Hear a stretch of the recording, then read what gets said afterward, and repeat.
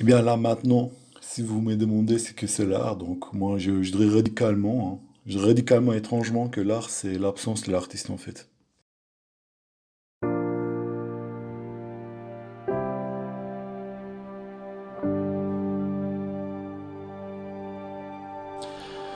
Moi je dis l'absence de l'artiste parce que moi je pense que ce n'est pas l'artiste qui peint l'œuvre, c'est l'œuvre qui se peint à travers l'artiste.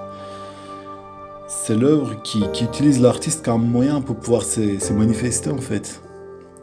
Et ce qu'on appelle ici l'œuvre, ce n'est pas une œuvre, c'est une, c'est une présence en fait.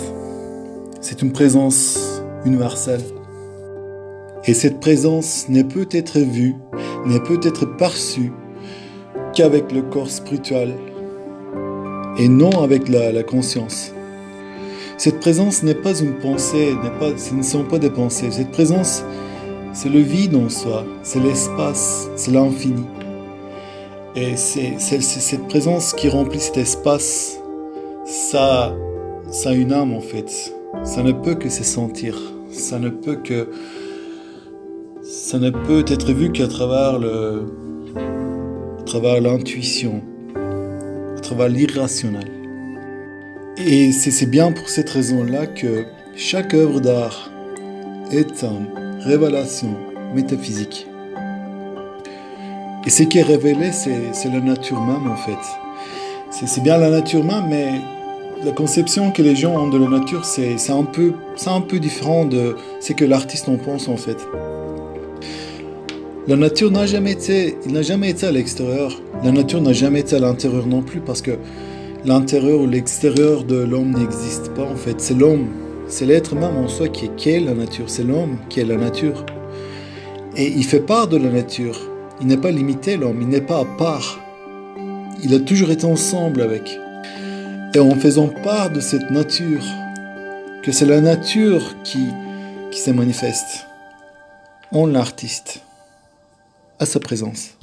Et pour ce fait, l'artiste doit faire le vide en soi, il doit devenir le vide. Il est censé devenir l'espace, l'artiste, afin de se servir de soi comme médium, comme un canal, comme un passage pour la nature, pour l'espace cosmique.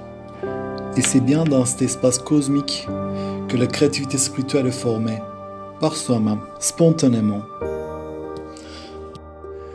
Je vous rappelle que l'être humain, il est enclôturé dans des concepts, il est enclôturé dans l'identité sociale, il est enclôturé dans le moi, je.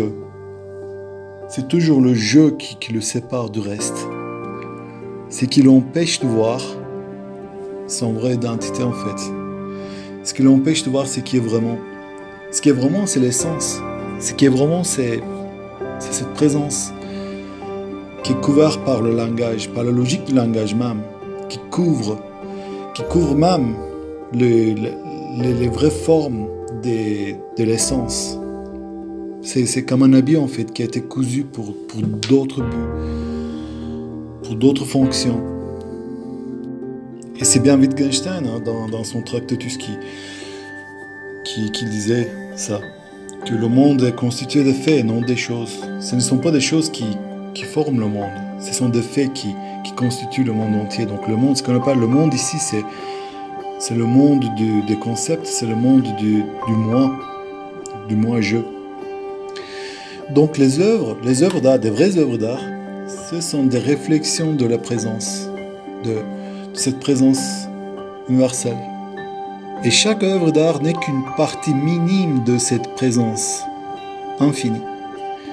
Ce qu'on appelle parfois l'inconscient, ce qu'on appelle parfois... Attention, j'ai jamais dit Dieu, j'utilise jamais ces choses parce que l'homme étant limité, il ne peut imaginer quelque chose comme Dieu ou Seigneur parce que il est déjà enclôturé dans ce système. Il ne peut imaginer que quelque chose qu'il a créé dans sa tête, quelque chose de fiction, de fantaisie. Mais au-delà de ça, il y a le vide. Il peut devenir le vide. Il peut faire part du reste. Donc, en faisant part du reste, il devient la conscience. Il devient la présence.